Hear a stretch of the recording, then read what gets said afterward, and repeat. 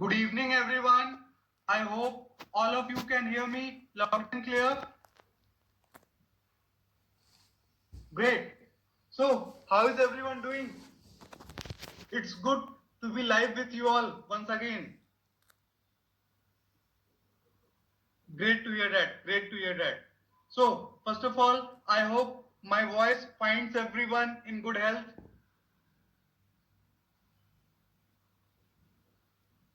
Very nice, friends. So, friends, what I would do today is before going forward, I would just try to summarize what all we have learned till now. Right? Post that, I would start with today's discussion. I hope it's fine with everyone.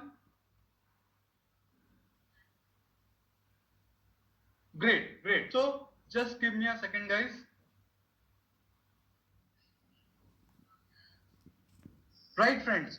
So, as part of top-down approach of fundamental analysis, we started with economic analysis. There, firstly, we discussed the concept of economic cycle and we studied various phases of economic cycle.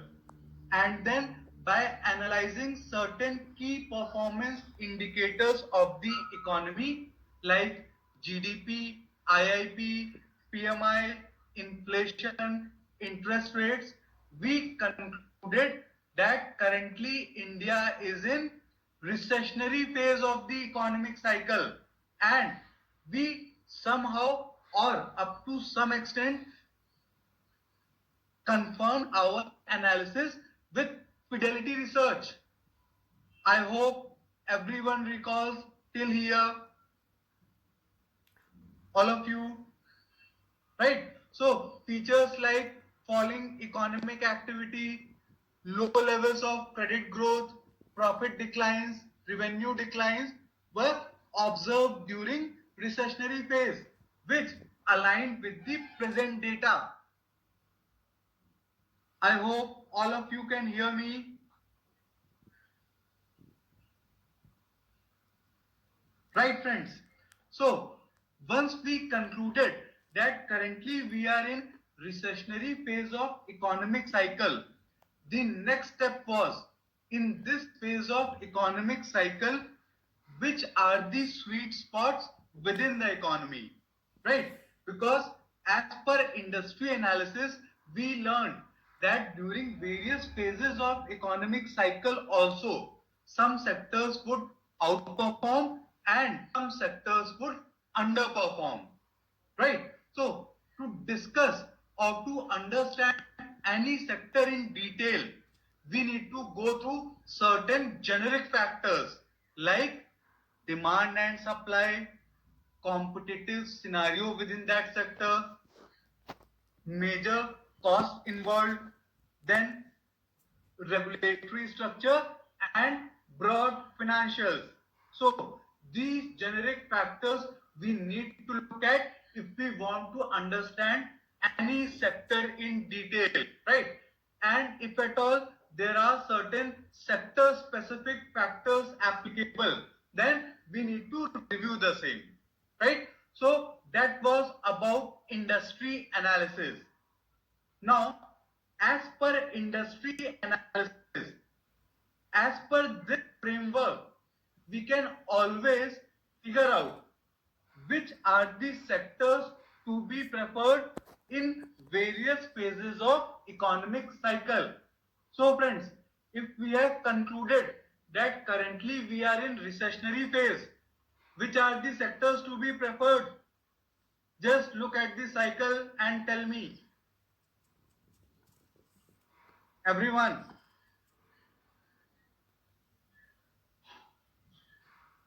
Come on friends.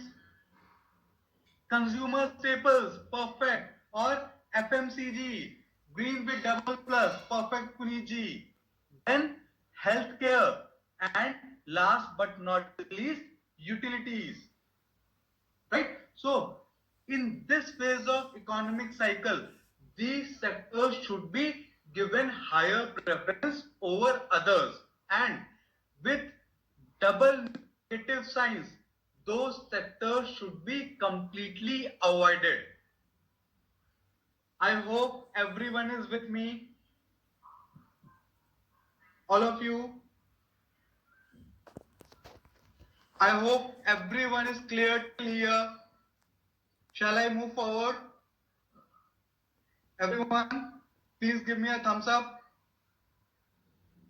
Praveen ji, what I am trying to focus here that this table gives us that as per various phases of economic cycle, which sectors to be preferred, right?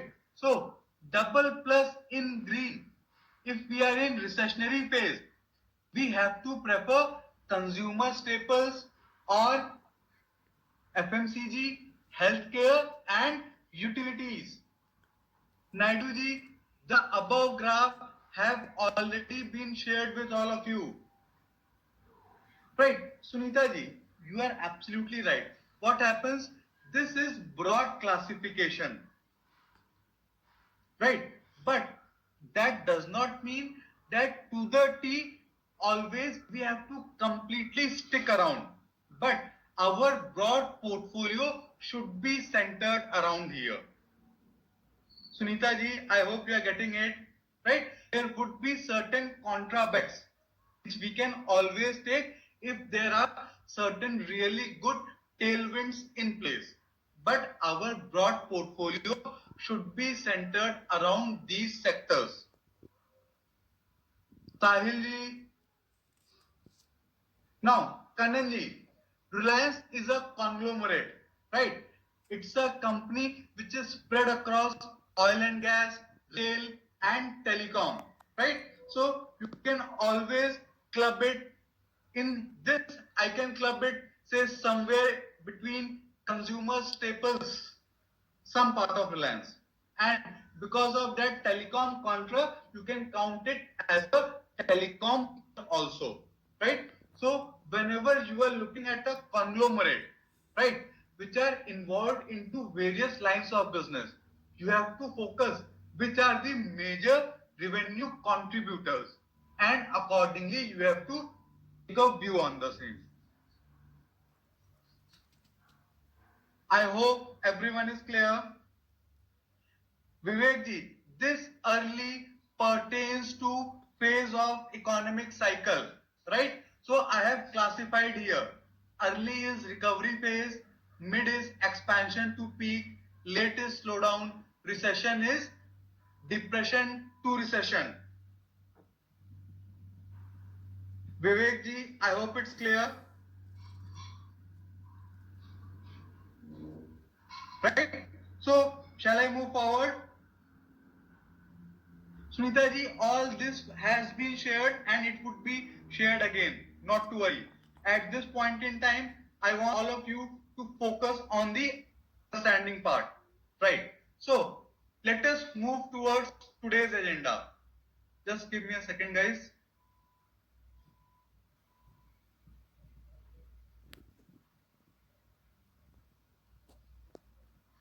So, once we have figured out that which are the sectors to be preferred as per recessionary phase of the economic cycle, the next step is within those sectors which are the companies to be preferred over others, right?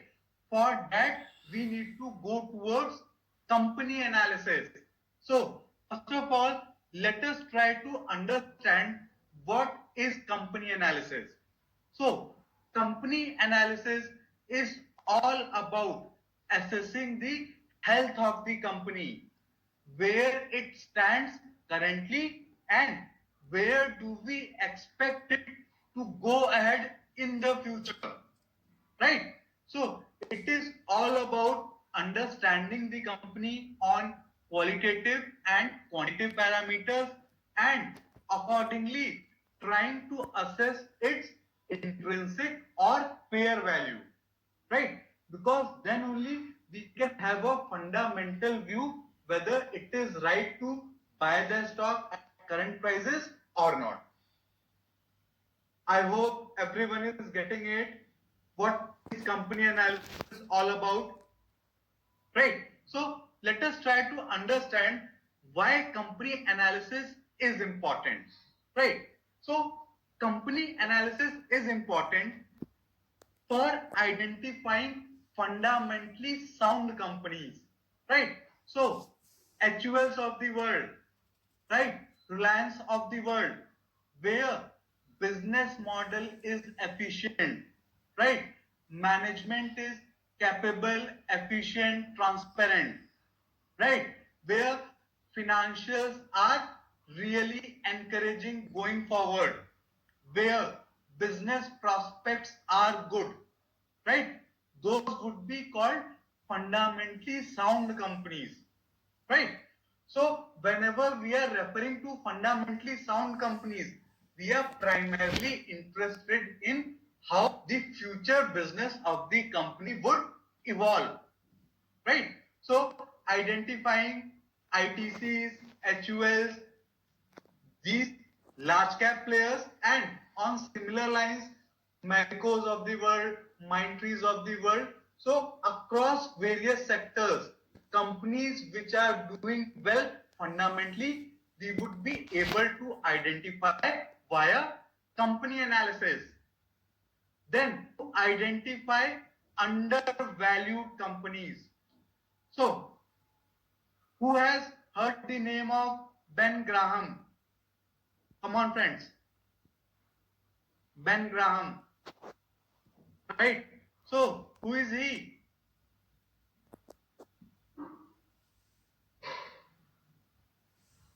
Anyone? Benjamin Graham. Perfect. Perfect. Right. He has written two seminal books. Right? The Intelligent Investor and Security Analysis. Right? He is called the father of value investing. Absolutely, Shri Ramji. Guru of Warren Buffett. Kolaji, across next 3 or 4 sessions, we will be discussing the same, right? Which are the qualitative and quantitative parameters we need to look at for identifying fundamentally sound companies, right? So, Rutujaji, spot on, he was a famous investor. So, what he said, he believed in value investing school of thought. So, in a nutshell, if I have to explain value school of investing, so friends, if you can get, I repeat, silver at the price of steel, is that a better bet, or gold at the price of, say,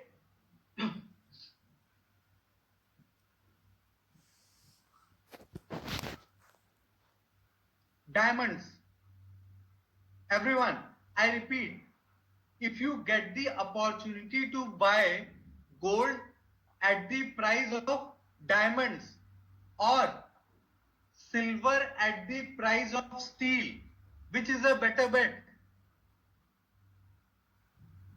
Everyone, silver, right? So that's where value school of investing subscribes, right? So they believe that even though future potential of the company is not extremely good, but if the current market price is higher than the, sorry, if the current market price is lower than the intrinsic or fair value of the company, then still they would look at buying those businesses. So value investors in India, right, would try to find opportunities, say in PSU companies at present, say in power companies, right, where future prospects not everyone is sanguine about, right? But they are available at throwaway prices, right?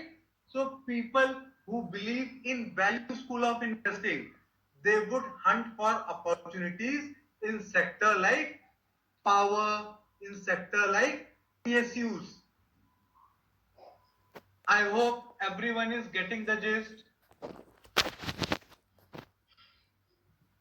All of you. Then identifying fast growing companies. Sunita ji, when I say PSU companies, sorry, I refer to whole host of companies where government is majority shareholder, right? Bales of the world, then sales of the world, all the PSU banks, then all these oil marketing companies, right? So whole host of businesses which are primarily owned by government, right? Identifying fast growing companies. So what are fast growing companies? Where revenues and profits are growing at a much higher clip, right? So if you skip COVID-19, companies like D-Mart, TTK Prestige, then Bajaj Finance, these were growing at very fast rate, right? Revenue and profitability growth was not 25-30%, right? So friends, if certain companies are growing at such a good rate and margins and management are well and truly intact, will you get them at cheap prices? Everyone, absolutely not, right? Because good things in life will never be available at cheap prices, right or not, everyone? So that's where fast growing companies or growth school of investing subscribes to, right? So if any one of you is interested in studying growth school of investing in detail, I would advise you all to read one book. The name is Common Stocks and Uncommon Profits. I repeat, Common Stock and Uncommon Profits. Can anyone type it for me, please? The name of the book is Common Stocks and Uncommon Profits. Perfect, Vishalji. By Philip Fisher. He is called the father of Growth School of Investing. Right? So, Growth School of Investing primarily believes that if the present growth in revenues and profits are well and truly high and future prospects are intact, then at present, if you are paying higher prices also, future growth will take care of that. I hope everyone is getting it, what it is, if I am referring to fast growing companies. Everyone? Right? Great. Then to identify efficient companies. So FMCG companies are efficient or not? Right? They are always paid in cash from their buyers of the product, and they always receive lot of credit lines from their suppliers, right? So practically they are doing business on the suppliers money. I hope everyone is getting it, all these HULs, ICs of the world, right? So any business model where your buyer of the product is paying you in cash or paying you quickly, and from your suppliers you are getting good enough credit line, right? So such businesses would always be chased by investors or not, everyone, right? These businesses would be primarily asset light and debt free or having nominal level of debts, right? That is why you, whenever you would look at FMCG businesses, they would always trade at premium valuations. I hope everyone is following the discussion.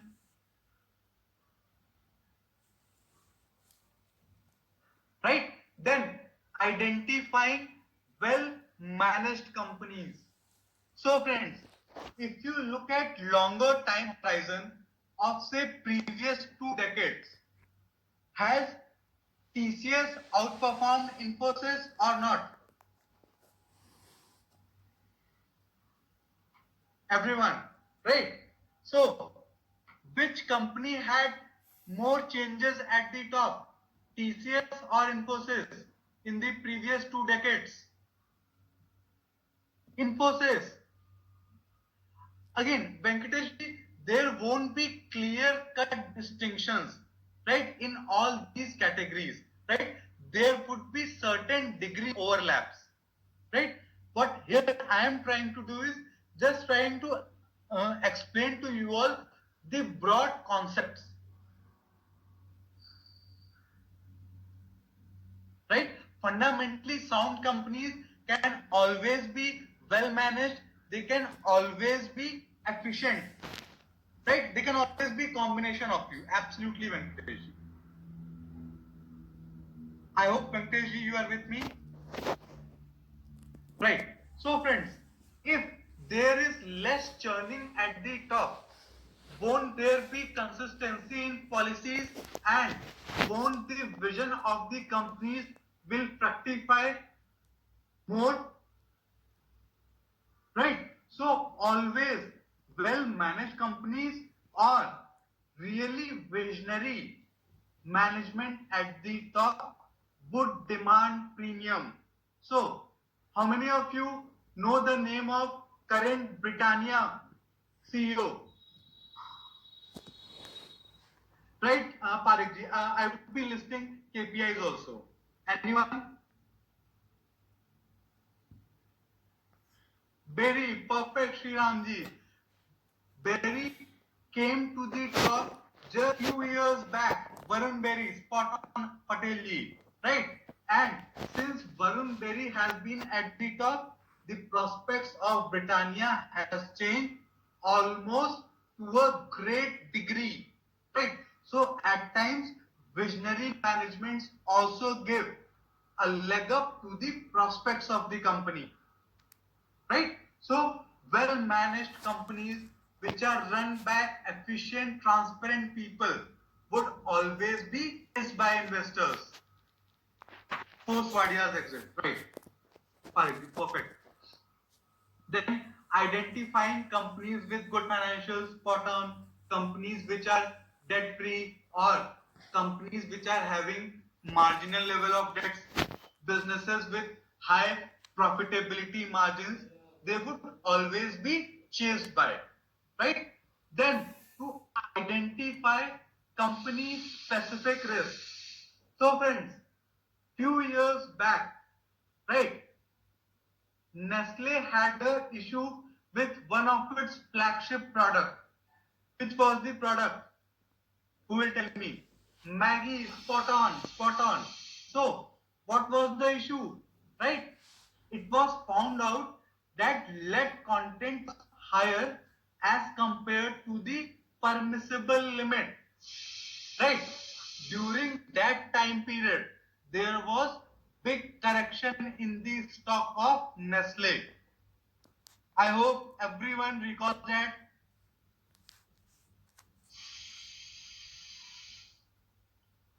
Venkateshji, most of the times it would be true, but at times, because certain companies are in certain sectors which are facing headwinds, it won't be always true.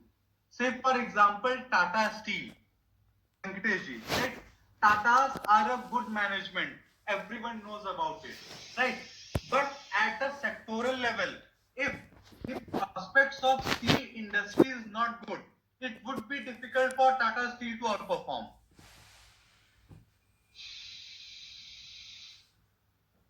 I hope I am making sense. Parekh, I am coming to that. I am coming to that. Right.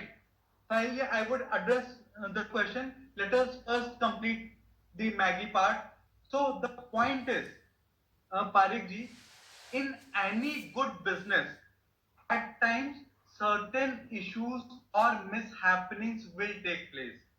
Always remember Like our lives, any business will never operate in a vacuum, right? Certain mishappenings, certain wrongdoings in small pockets can always take place, right? Even the best of individuals, at times, certain bad patches or certain wrongdoings do take place, right or not?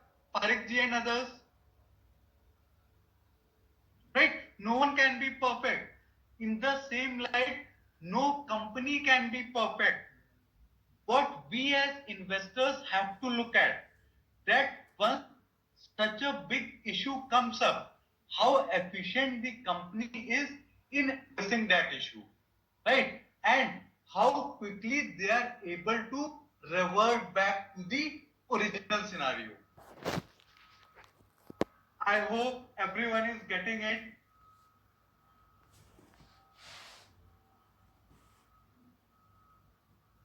Right? So, Parikji, I hope you are getting my point.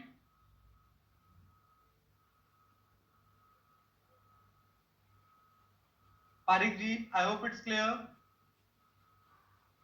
Right. So, friends, the point is whenever in certain companies, certain specific risks, individual company has the ability to overcome this problem, then during those times, it is one of the best opportunities to enter those stocks.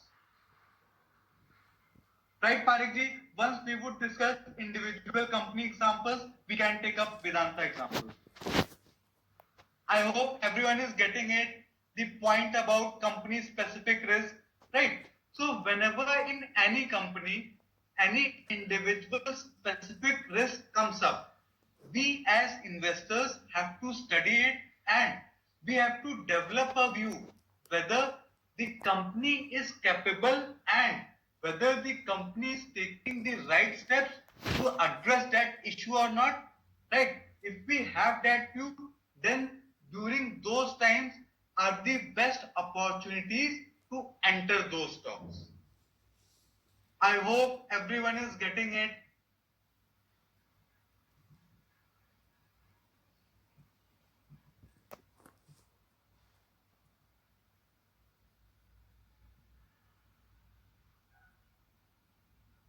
Right. So, Sahilji, the oil marketing companies or oil producing companies like ONGC, who is the majority owner of these companies?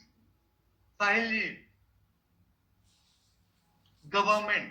So, friends, always remember, in India, governments have a socialist mindset, right? Their main aim is not to generate profit. Their main aim is looking after the interest of the people broadly, and they also have to serve certain political motives, right?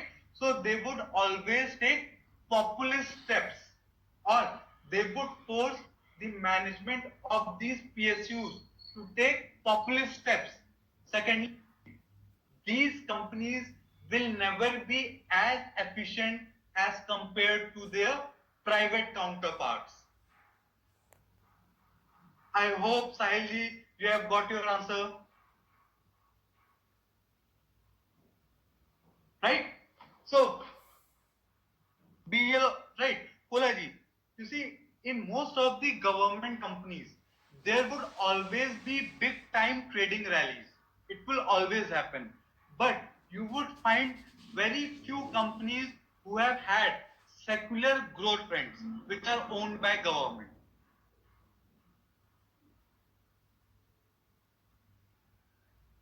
Sahil, absolutely. If you would see the management turning private, absolutely, then interest of shareholders would be given preference.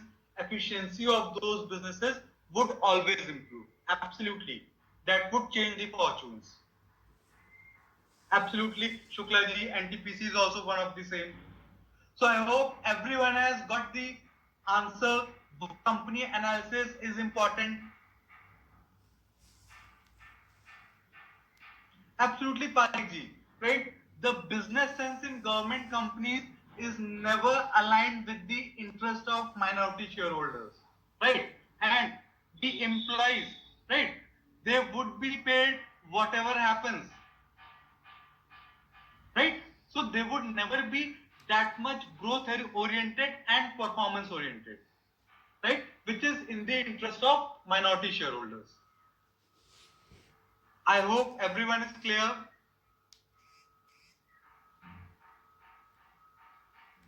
Correctly, right? So once we would discuss company analysis in its totality, you will get the answer, right? This is not this is not the only reason. This is one of the reasons, right? So friends, company analysis is important. I hope everyone agrees on that.